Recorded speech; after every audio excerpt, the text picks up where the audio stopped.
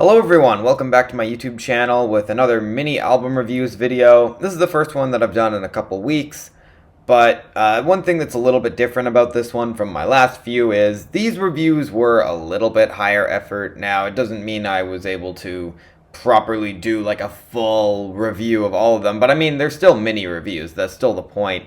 I did put a little bit more effort into these ones than I usually do with these mini reviews, and it's not something that's going to be happening in all of these episodes, but for this one I just felt like, why not put a bit more effort in because I got such a big head start on the number of albums reviewed early in the year, and I just haven't been as busy the past couple of weeks.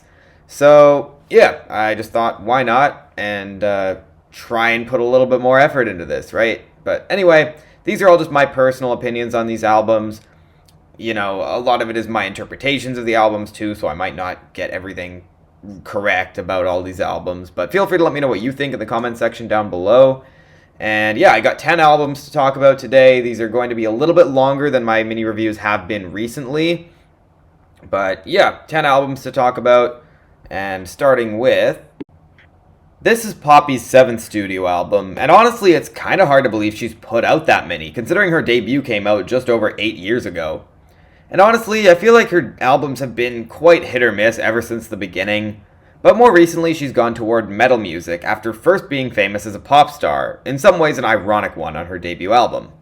And here we have Empty Hands, following up her 2024 album Negative Spaces, which I listened to recently and I already barely remember it, mostly because I don't think it was that good on the 1 or 2 listens I gave it.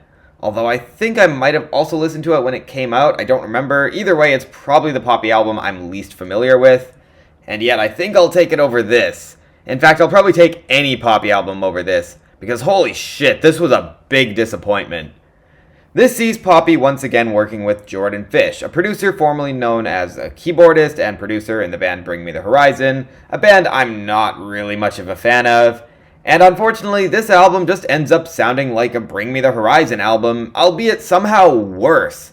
At least that band's albums usually have mixing that lets the vocals have some emphasis, whereas here everything feels so swamped out by the guitar distortion, which in itself doesn't really feel all that impactful in its timbre. And while I think there are some good bass lines, most of them can barely be heard amidst the disgusting sludge of the metallic frequencies of the guitars and drums.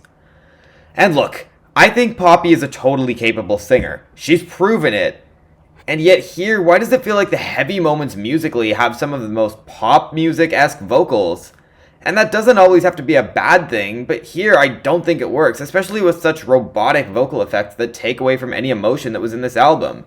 And that some of the more pop-leaning moments have heavier, like metal-esque vocals, from what I remember, and it just doesn't really work most of the time. And there's so many weird things I could point out in the dynamics, with Unravel being one of the biggest offenders in that regard, when the chorus hits, and it's awkward, just way too jumpy and suddenly loud in a way that is not at all flattered by the production. And it's especially weird when the lyrics in the chorus are supposed to represent the falling apart moment, not the most powerful moment of the song, which to her accidental credit, that wasn't achieved with that hook, but 2 wrongs don't make a right. And when I mention the dynamics, I feel kind of bad for not having a proper explanation when I say that this album has no sense of accuracy for me regarding when to make it heavy and when to pull the punches. It's just something I've noticed, and there's no algorithm to explain how to make that work for me. But the album gets even worse in the moments that this goes for full-on heaviness and screaming, with songs like the title track, Dying to Forget, and Eat the Hate being painful to listen to, the latter of which is a weird pop metal crossover that feels shockingly unstable. So yeah, this was really disappointing. Honestly, I'm shocked how little I ended up liking this, because even on Poppy's weaker albums, I can still usually see the appeal, but here... I mean, I guess I'll give some credit for a few good hooks, like on Ribs, If We're Following the Light, and Time Will Tell, the latter of which is probably the best song on this album, even though I wish the screams were better and that the drums could fit the vibe a bit more. And honestly, I do respect the pure anger of a lot of the lyrics on this album, where she pulls absolutely no punches, and I think it could work for an album like this. But none of it feels particularly noteworthy to me on its own, more the kind of thing that could have worked to make an otherwise solid album hit even harder, which unfortunately I don't think this album is. And I hate saying all this because I really thought I could count on Poppy to at least make a decent album that I could at least mildly enjoy while it was on. And instead we got a mediocre, damn near bad metalcore album that feels like it doesn't know what it wants to be. You know, at least Sleep Token are interesting to talk about, unlike this. But again, like all the albums in this video, this is just my personal opinion. All of my production complaints and whatnot are coming from someone who does not know a whole lot about music production, so take my whining with a grain of salt. But all I know is this mostly sounds like shit to me, and I don't think the songwriting is particularly interesting. So for me, it's a light 5 out of 10, and while I know if I had a larger audience, my comment section would be full of people getting mad about this, it's just my opinion at the end of the day. It's just really a shame. I really wanted to like this. Alright, so I'm pretty sure I've never listened to a Louis Tomlinson album before this one. And I'm sure you all know this is a former member of One Direction, this album being his third to date and his first since 2022. And I've never really seen that much acclaim for his music, so I just decided to go into this one without checking out his other albums. There's a lot of artists whose discographies I'm trying to get through, and I only have so much time. And honestly, I'm not really compelled to do that with Louis' albums after hearing this one. And it's not that I think this is bad or anything, just that I think it's pretty uninteresting. Now look, I could make an easy joke and say that on the song Lazy, he explains why this album didn't turn out all that good. But honestly, I'm not even sure that would be accurate, because this album doesn't feel lazy as much as it feels misguided. Like, the effort was put in more into making this sound tolerable, rather than actually taking any big risks or aiming for something that's going to really resonate with people deeply. But hey, maybe this will have its audience, and if you get something out of this album, that's great. But it's just not really for me, and I don't think it's particularly good, but once again, music is totally subjective. So before I talk about the album, the thing I'll instead say about the song Lazy is that at the start it sounds like it's about to become a cover of One Way from that latest 21 Pilots album. I wanted to mention that somewhere in this review, just because I felt like it. But okay, there are moments here that I like, such as the rock elements of Palace, which might be the best song on this album, especially as it's got a good melodic hook. And it proves that when Louis Tomlinson wants to aim for something more anthemic rather than just pop radio filler, I'd be kind of intrigued. Although that doesn't always work, because right after that song is Last Night, which also seems to be aiming to be this huge emotional moment, and at least to me it just feels like nostalgia bait without really doing anything more that grabs my attention. But I do like the synths and percussion of On Fire, some of the melodies on Jump the Gun, and the closing track has some of the best vocals on this album. And you know what, I'll give credit to Broken Bones for being more experimental than probably anything else here. And it's not to say that it's the most out there, avant-garde piece of experimental music you're ever gonna hear, but it doesn't sound like a typical pop song. And on a totally different note, Dark to Light is a nice emotional song about friend and former bandmate Liam Payne, who tragically passed away in 2024. But as a whole album, well, I just don't find the melodies super captivating. The production is mostly good, but also suffers from some weaker moments where I wish these songs felt more fully fleshed out in terms of the final product. Not as much in terms of the writing and structure, although I think that could have used some work as well. And in my personal opinion, I'm not sure there's a great song here, but there's also a shortage of outright bad moments, which definitely makes this album more listenable, and some of these moments show a lot of potential.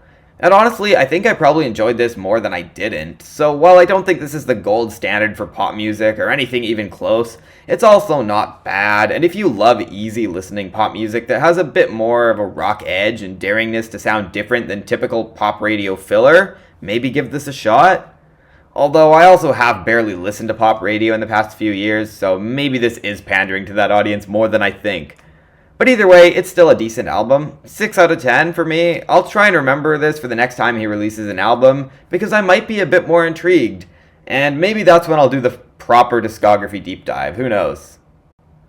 Alright, so here's an artist I'd never heard of until now, but this album seems to be getting quite a bit of traction. Searows is the stage name of Alec Ducart, a folk/bedroom pop singer-songwriter from Portland, Oregon, with this being his second studio album to date. I haven't listened to his first album yet, but I was kind of curious about this new album, which was produced by Trevor Spencer, who has also worked with other big-name artists like Beach House and Father John Misty. And my first thought here is, holy fuck, this sounds a lot like Phoebe Bridgers. Not only in his very soft, still not quite breathy vocal delivery, but also in the way the vocal melodies subtly change against often quite bare instrumentation, and there are some more rock-leaning moments here too. Honestly, if you'd told me this was a new Phoebe Bridgers album and played it for me, I probably would have believed you. And unfortunately, I just don't find this particularly interesting.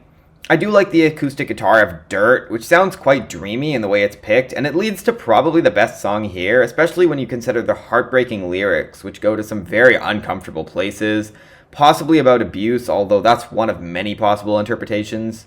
And I also like some of the guitar effects and some moments of this album that make for a nice atmosphere, like in Junie. Not as much on Dearly Missed, which has some really bad distortion in my opinion. But I usually just find the melodies and compositions pretty damn boring, and I'm not particularly captivated by Alex singing, and sometimes the production can get a little warbly in ways I don't like, even if it could arguably fit considering the oceanic imagery that I think it's trying to provoke. But I think it just sounds kind of off-putting. Now, lyrically, there are some references on this album to whaling and other forms of hunting, probably as a metaphor for a relationship, where I personally interpret some of this album to be drawing similarities between hunting for food and exploiting people for one's own gain. It also does feel very open to interpretation in many points of the album, so make of it what you will, but without more immediate emotional punches in the lyrics or really thought-provoking commentary, it is hard for me to be won over by an album like this that's so stripped back and, in my opinion, bland. And unfortunately, the interesting moments on this album don't seem to be connected in any way that really makes sense. I could absolutely be missing something, but going from the hunting metaphors on the first few tracks to the complicated feelings of wanting retaliation against someone you don't respect on Dearly Missed, to the sentiment of the closing track emphasizing simply being rather than being anything in particular, I mean, I guess I can kind of see how some of it might be related in some ways, especially with the animal metaphors, but it's not done in a way that I find particularly intriguing or powerful. And no, that doesn't ruin the album, but it was never something that would prevent it being ruined rather than it could have saved an otherwise boring and mediocre album, and it doesn't. And oh, on the topic of that closing track, look, I kind of understand the main point it's trying to make, and I have complicated feelings on the morals of it, which I'm not going to get into right now. We'd be here all day. But I do think it's an odd way to end the album, and probably the worst song here. I do think this kind of song can be done well, but especially with the melancholic tone, I find this song depressing to listen to, which is about the worst way to pull off this concept in a song, as someone who doesn't completely disagree with this sentiment. Keep in mind, all of this commentary on the lyrics is my own interpretations, as always. I'm telling you how I read it, and I'm not claiming to necessarily be right. But hey, I like what I like, and I don't like what I don't like. So yeah, all of this considered, I can't go higher than a 5 out of 10 here. This kind of mellow, folksy album, disguised as alternative, whatever the fuck that means, is definitely a difficult sell for me, I'll admit that. But even then, I've heard much better than this, and I really don't understand the hype with this album. It's not a terrible album, or even a particularly bad one, but I couldn't get into it. Not my cup of tea at all. So here's a collaborative album that's been getting a decent amount of acclaim early in the year between two artists I'm not sure I'd ever heard of before this. American harpist Mary Lattimore and ambient artist Julianna Barwick. And it's just under 45 minutes, very much an ambient album in a lot of ways, but in a lot of ways it feels more grand, almost like an otherworldly experience, not just your typical ambient album. And funnily enough, this album is also produced by Trevor Spencer, the same guy who produced that Searows album that I just talked about. And if there's one word I would use to describe this album, it would be enchanting. Not only because of the style that feels like it could be from a fantasy tale or something. I mean, the album's literally called Tragic Magic, and look at the cover art. But also because the album is so good. Truly a remarkably great album that I was not expecting at all, but I'm so glad I gave it a chance because it's truly spellbinding. This album includes a cover of Vangelis' Rachel song from the 1982 science fiction film Blade Runner, and after listening to the original and then the version on this album, I think it's quite an interesting take on it, changing the overall vibe and making it arguably more haunting. But this album has a lot more to offer beyond that, where the full album experience feels like a journey through tough times, sadness, and fear, but eventually reaching a conclusion of just wanting something, anything. And it's both heartbreaking and simultaneously comforting in a weird way, accepting and embracing the little things, which is one of the most important things to do when experiencing this album musically. The harp is absolutely gorgeous, and the production has such a perfect vibe and atmosphere for it. The harp fits in perfectly. And the little details throughout this album are so important, which is why it's an album that I think requires mostly full attention. I liked it on my first few listens in the background, but it wasn't until I gave it my full attention that I realized just how beautiful this is. And a lot of it comes in the sound quality and production, with specific instrumental timbres and the texture of some of these tracks, and often the specific points the harp comes in and leaves. Now, I should also mention the vocals, which are mostly ineligible, and I couldn't find any lyrics posted online outside of the first and last tracks, and honestly, I'm not even sure if there are lyrics throughout the rest of the album. It might just be vocals as another instrument. But honestly, I'm okay with that, especially when the vocals are so gorgeous.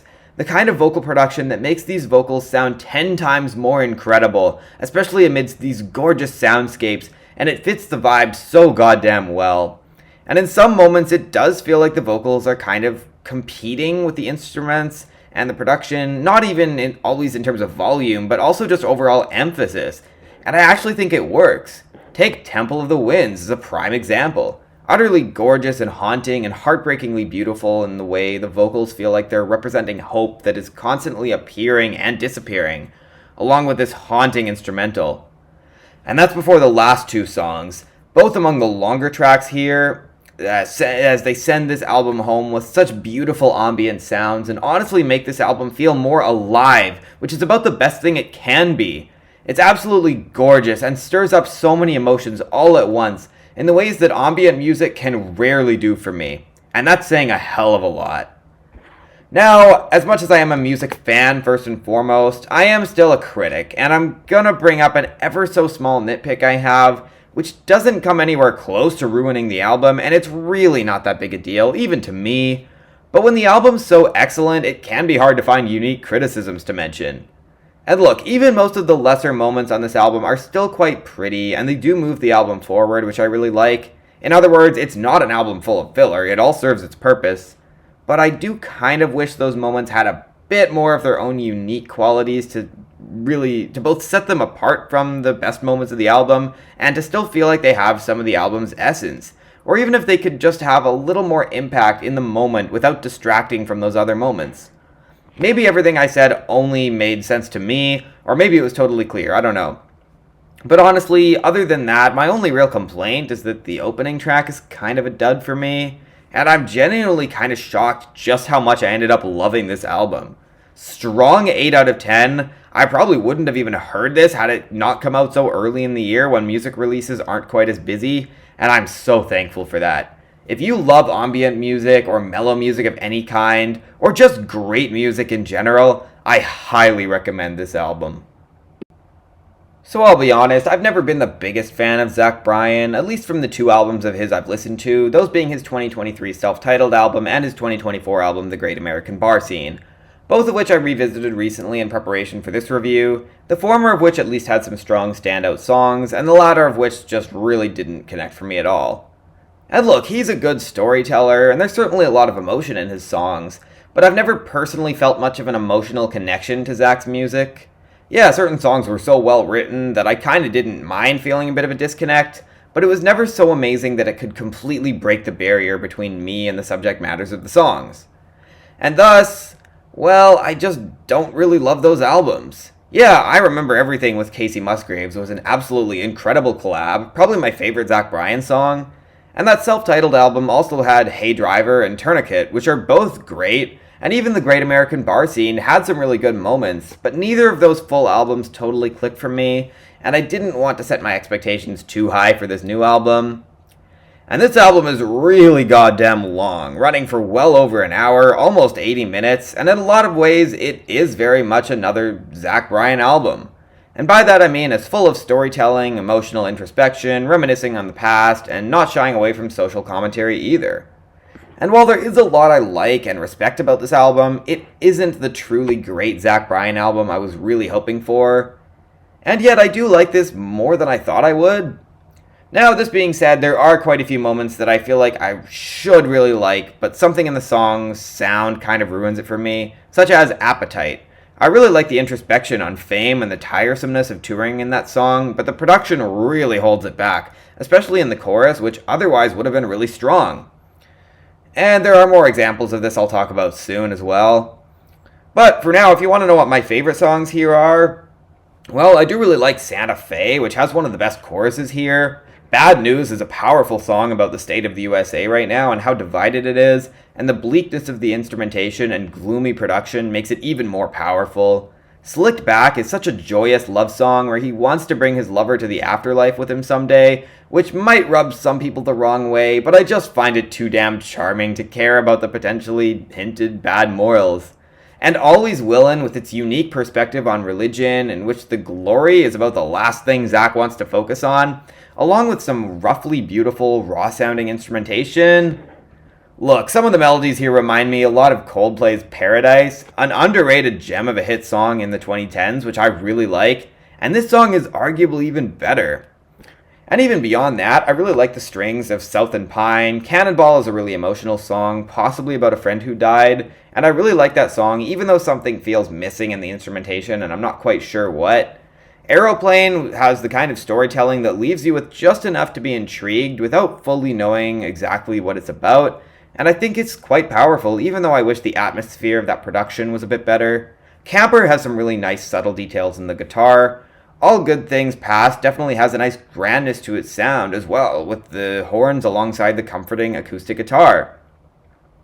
And hey, I also have to mention how much I appreciate the mention on Anyways of Elliott Smith's Between the Bars, one of my favorite songs on Either Or.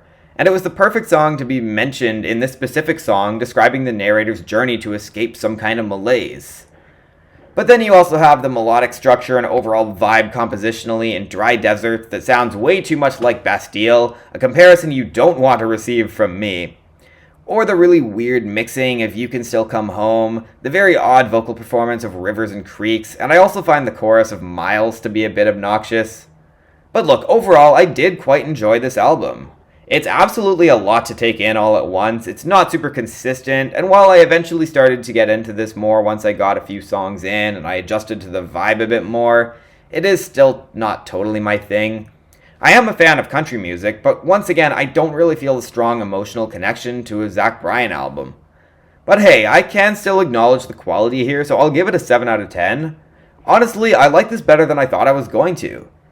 And I still recommend not setting your expectations too high, because it's not going to be among the best country albums of the year for me, unless this ends up being a really bad year for country music. Still a good album, though. This is Ari Lennox's third studio album, and I decided to check out her first two albums in preparation for this review, and unfortunately I didn't really like them all that much, but I also didn't give them that much time. But I gave this a good 3, 4, 5-ish listens, and well, unfortunately I'm not really a fan of this, and it's not really an album that gives me much to say, because these songs really blend together for me. Or maybe it's not as much that as it is that I don't think the songs are particularly good or memorable, and thus it feels like they blend together. Or maybe that's the same thing, I don't know. But whatever, my point is I don't find these songs interesting or unique, and I don't find Ari Lennox to be a very captivating performer, without much personality behind the mic, or at least not in a way that I find enjoyable to listen to. And some parts of this album get quite annoying, the most notable example being Soft Girl Era, which has one of the more annoying melodies on this project, one of the more annoying vocal performances, and a bunch of weird sound effects. And this song also suffers from the same issues that a lot of these songs do, like the really generic beat and lack of substance to make this stand out at all. And look, I don't want to come across harsher than I really need to be on this album, especially because I don't think this is bad. It's just really mediocre and doesn't really have much to offer in the grander scheme of things. I do think some of the guitars sound kinda nice, the production is decent, and there are some songs I think are pretty good, such as the title track, which isn't anything super out of the ordinary, but has a nice R&B vibe and a strong vocal performance. 24 Seconds is a really nice lush moment on the album with the subtly knocking percussion against the bass and piano, which makes for an oddly calming pair, both fitting and contrasting the lyrics of the song. Probably the best song on the album. And the following Cool Down is pretty good melodically, even though the vocal production is kinda awkward.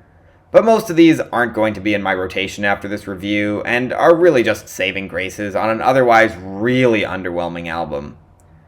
Lyrically, most of this album is very horny, and I honestly think it works in that regard, even though I once again don't find the songwriting or hooks all that interesting. But I also feel like I'm just repeating myself over and over again. Maybe I'm just trying too hard to make this review feel more complete. So yeah, I'll just say it's a 5 out of 10, and I don't really think mainstream pop and R&B needs Ari Lennox right now. But I was actually surprised to find out she hasn't hit the Billboard Hot 100 since Pressure 4 years ago, and for some reason I remembered that song being way bigger than it actually was. So I don't think she's about to have another big mainstream breakout anytime soon. If that were to happen, I mean, we could certainly do much worse, but I'm still not really a fan of this.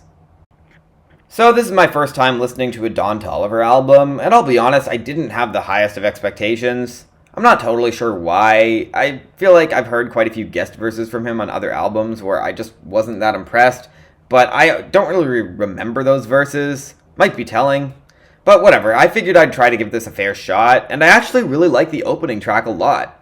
E85 is the album opener, and it's a really good piece of psychedelic rock with such cool beat switches, and it really puts Don Toliver in an important role behind the mic, which he absolutely takes command of, and it's a really good, if not great song to open the album. So yeah, if that's the direction this album was going to be headed in, I'd be really excited. And that's not what we got. Instead, from that point on, the album is full of generic instrumentals, endless auto-tune, and vocal effects that absolutely do not flatter Don Toliver. And as far as I can tell, this has nothing to offer lyrically, where he just keeps talking about all the great sex he's having with his girlfriend, as well as typical love song lines and endless trap cliches, and it doesn't even sound like he's having fun here. And there's so much repetition which tries to be hooky and catchy and just ends up obnoxious. And are we not going to talk about how overloaded these mixes are with all the endless sound effects that don't add anything artistically or enhance the vibe? I don't know, to me this just comes across as unpleasant and basic in the worst ways. And there are some real head-scratching moments on this, beyond the bad guest feature from Yeet and the really rough production on some of the songs like Body, and the pure cringe of Tiramisu. Well, most notably, first of all, what the hell is he talking about on TMU when he says, "She want my body, might take her to that island"? Am I the only one whose mind went to, well, you know... and obviously he's not being serious, or maybe he's just talking about a completely different island, I'm not sure. But I have questions. And the absolute worst song on this album is All the Signs, featuring Tizo Touchdown. First of all, my main exposure to Tizo Touchdown was on Tyler the Creator's Darling I from Chromacopia, which he admittedly wasn't very prominent on, but it's a great song, and it kind of made me expect more from this. And his verse here is really bad, mostly because of the obnoxious yelled vocal delivery which doesn't fit the instrumental at all. And regarding Don Toliver's part of the song, well, after so many love songs, why are the lyrics here so pushy in his desire for sex? There's no indication here that she's actually into it, and it's just him endlessly begging and trying to imply that she's giving him signs when he's just making a fool of himself. Even putting aside the contrast, it's creepy. And the chorus is obnoxious, as well as the weird vocal effects that make this even more of a headache. Horrible song. But I will acknowledge that ATM has a pretty nice instrumental, and I like the melodies of Excavator, and Gemstone does bring a bit more energy than most of these tracks, and it was pretty good. And of course I already mentioned the opener E85, but the one other song that I really liked a lot is actually the closing track, Sweet Home, which interpolates All Summer Long by Kid Rock, a song that I've never liked at all. But Don Toliver makes it his own in the most charming way, and it is admittedly a great way to end the record. A record I wish was a lot better, because amidst the endless filth of the generic, disposable instrumentals and nothingness across this entire album, packaged together in a way that tests my patience, the okay moments scattered throughout aren't enough to save this. Really, it's bookended by the two best songs here, and those might be the only parts of this album worth hearing. Really big disappointment, even as someone who's never listened to a Don Toliver album before. Strong 4 out of 10 for me, and maybe I've made the right decision to avoid his albums for so long. So I'll be honest, I'm not super familiar with the discography of Injury Reserve, and while part of me wanted to go through all of their early EPs and mixtapes, I recently decided to just listen to their 2 official studio albums for now, the latter of which I was already familiar with, but decided to revisit. But okay, for context, the self-titled debut official studio album by Injury Reserve was released in 2019, and a few listens in, I can't say I'm a particularly huge fan of it, even though I can acknowledge the creativity of it, and it definitely showed a lot of potential for that experimental hip-hop trio from Arizona, consisting of rappers Richie with a T and Steppa J Groggs, as well as producer Parker Corey. And then tragedy struck in 2020 when Groggs tragically passed away, and while no cause of death was publicly announced, it did appear to be sudden as far as I can tell. And in 2021, Injury Reserve released the absolutely heartbreaking By the Time I Get to Phoenix, which included some previously recorded verses from Steppa J Groggs, but mostly featured Richie behind the mic, and some unbelievably experimental production from Parker Corey. And at this point, is it too soon to call that album a classic?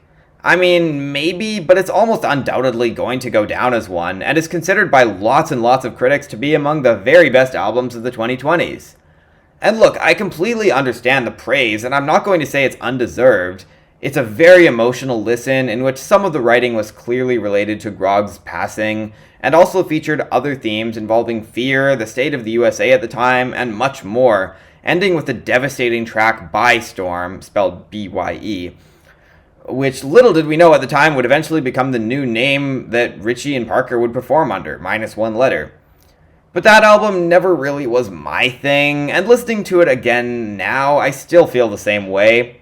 And it's hard to fully explain why. Part of me feels like it's just too out there for my taste, but that also doesn't feel totally fair of me to say, considering that there is even weirder music that I do like even more.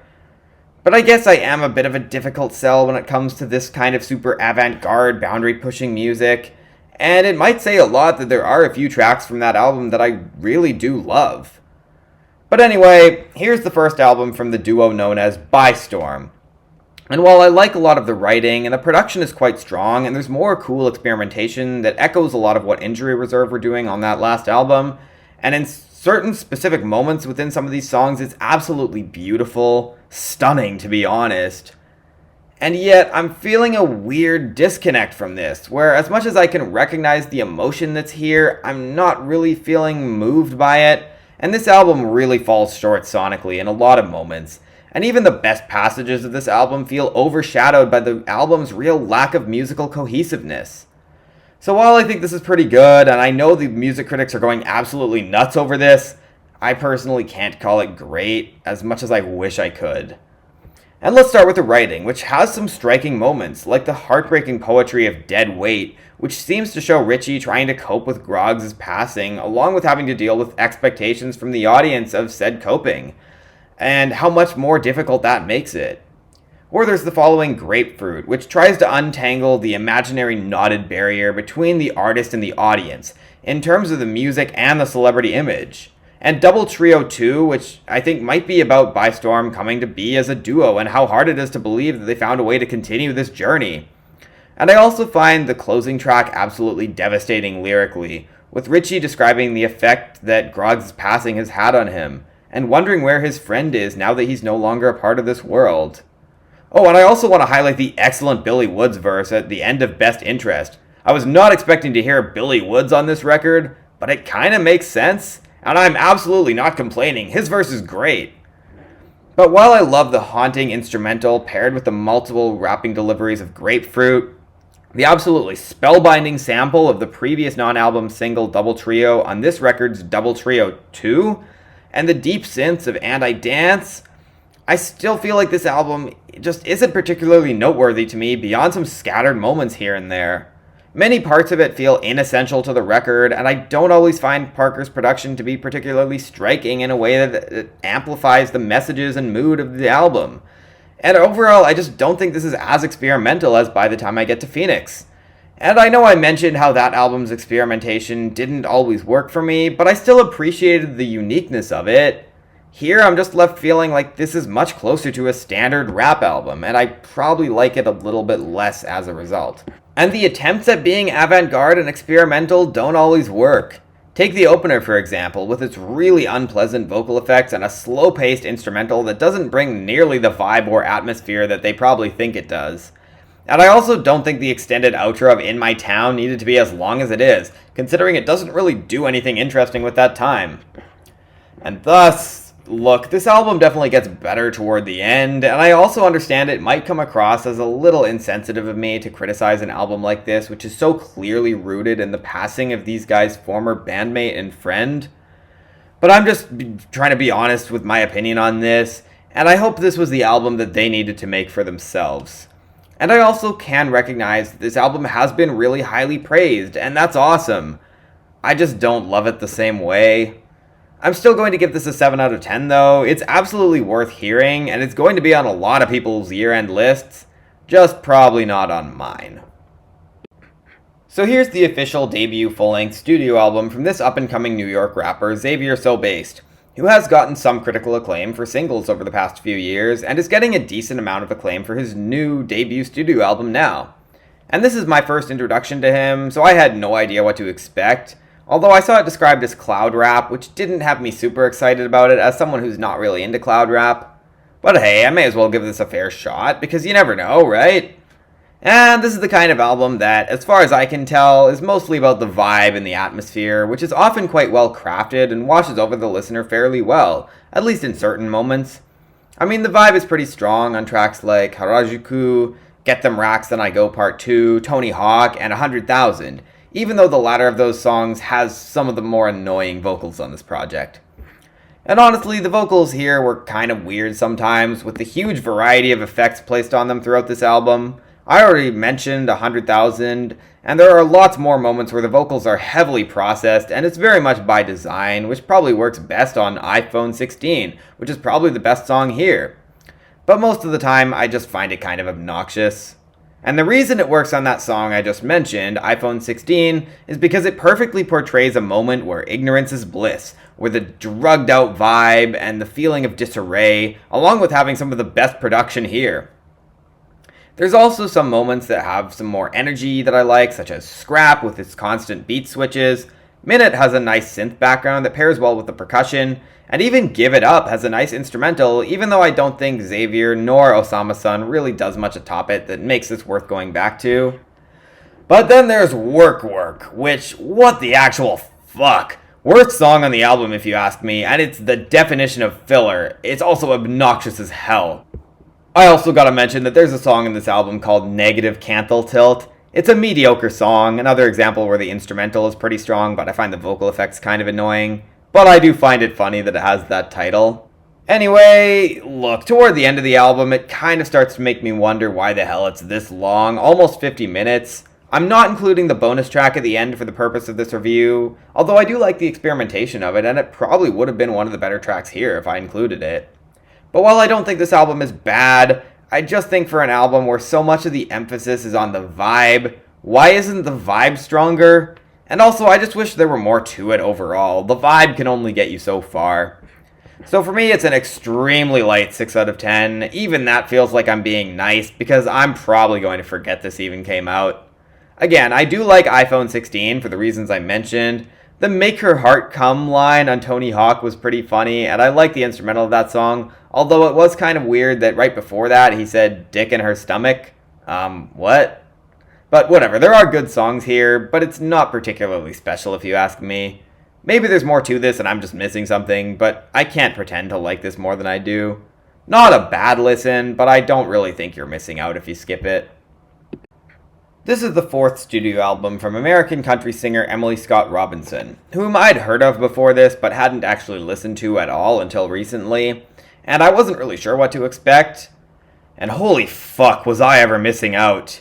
And you know what? I do think part of the reason I haven't listened to her music yet is because when her most recent album came out before this one, I wasn't really a country music fan, and I didn't really become one until a few years later.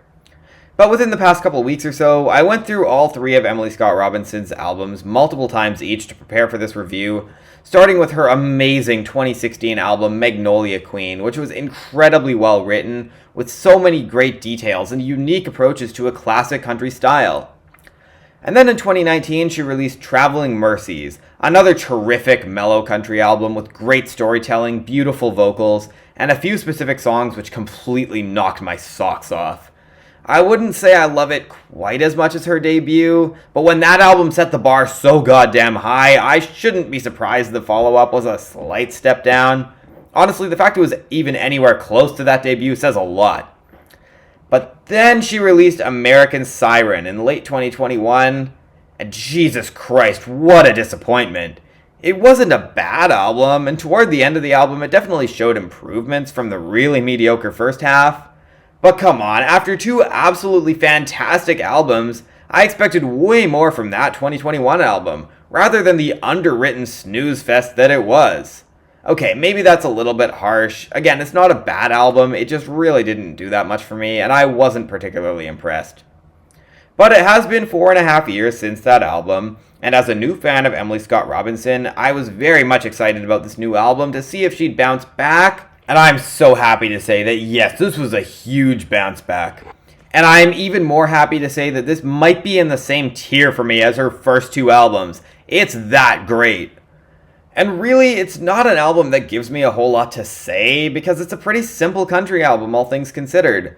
Except for the fact that it's absolutely beautiful, both arrangement-wise and production-wise, and Emily Scott Robinson is such a great singer, and the way she makes these simple little tunes so goddamn magical is absolutely jaw-dropping.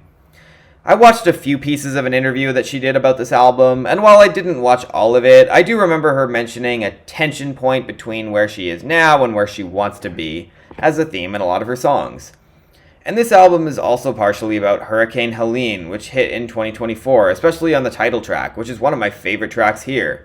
And honestly, for me, this is just such a gorgeous album in terms of the sound and her beautiful vocals, as well as the simple yet effective songwriting, which has some happy moments, some sad moments, and some bittersweet moments. And I especially want to highlight Time Traveler, which I'm pretty sure is about a family member dealing with dementia. And as heartbreaking as it is, it's also heartwarming in the way it emphasizes family and supporting one another. And there's hope that this person will be at peace, both in this life and afterward. And along with such a beautiful, raw delivery and pretty much perfectly mic'd guitar and vocals, this absolutely floored me and is probably going to end up as one of my favorite songs of 2026. Again, this album is fantastic, and honestly, in a time like this, especially in the USA, which thankfully I'm not in, I think we need music like this. Yeah, there's absolutely a place for music that really talks about the horrible stuff happening in the world, but this is a comfort listen, which I think a lot of people could really use right now. And it doesn't totally dance around those subjects either, because The Time for Flowers, a song from 2020, was included on this album to try and provide hope despite how bleak everything looks right now. I never heard this song until now, but it was incredibly fitting for that time and is once again now.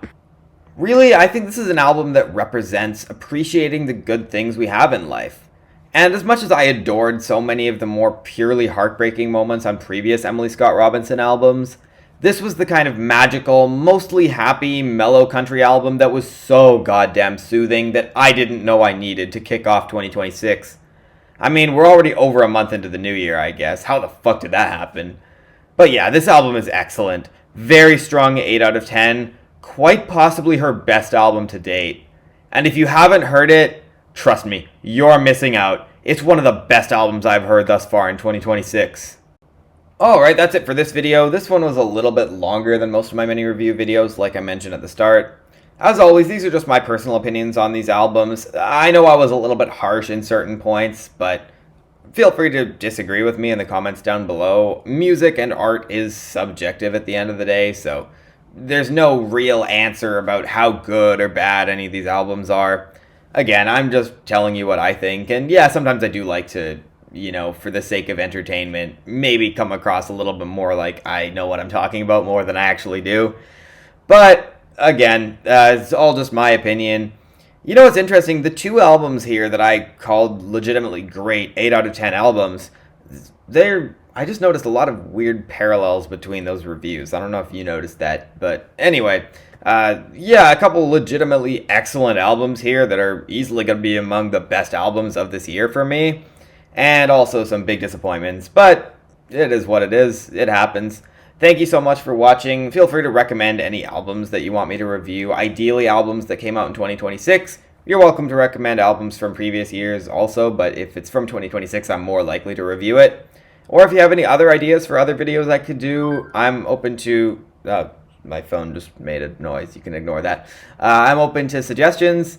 And yeah, thank you again for watching. I will see you all soon. And I am planning to do an individual album review of that new A$AP Rocky album.